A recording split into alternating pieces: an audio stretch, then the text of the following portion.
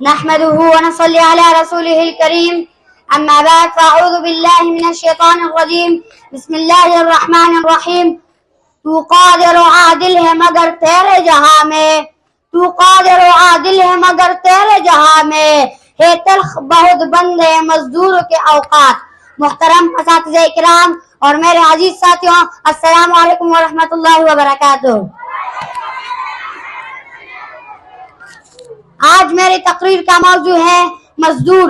سامعین محترم، آج ہم یوم مزدور کے اس عظیم موقع پر اکٹھے ہوئے ہیں. ایک ایسا دن جو دنیا بھر کے محنت کشوں کی عظمت اور ان کا قربانیوں کی یادگار ہے. یہ دن ہمیں یاد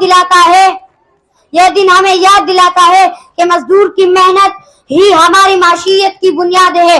وہ محنتی ہاتھ جو دن رات اپنی محنت سے ملک کی ترقی میں اپنا کردار ادا کرتے ہیں، وہ ہمارے معاشرے کے حقیقی ہیرو ہے.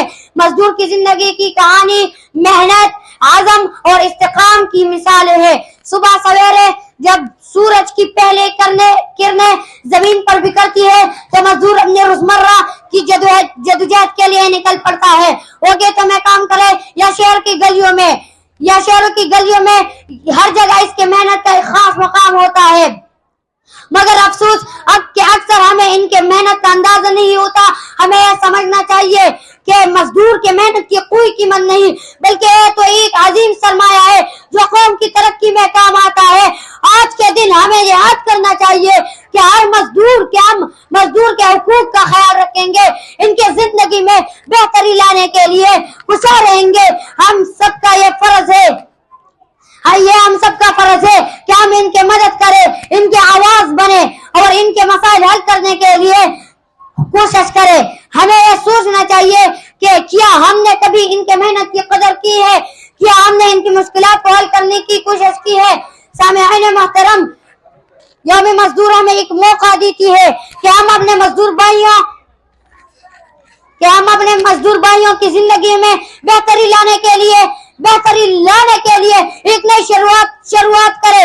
ہمیں ایک ایسی معیشت کی تشکیل کی فکر کرنی چاہیے جو ہر مزدور کی اور اس کی محنت کا حق ملے، جہاں وہ عزت اور احترام کے ساتھ اپنی زندگی گزارے.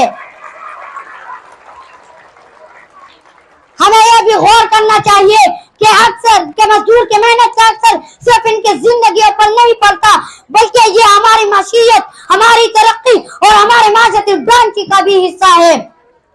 جب مزدور خوشحال ہوتا ہے تو معاشرہ بھی خوشحال ہوتا ہے. جب مزدور کی زندگی میں خوش آتی ہے تو اس کا اثر اس کے خاندان، اس کے برادری اور پورے ملک پر پڑتا ہے.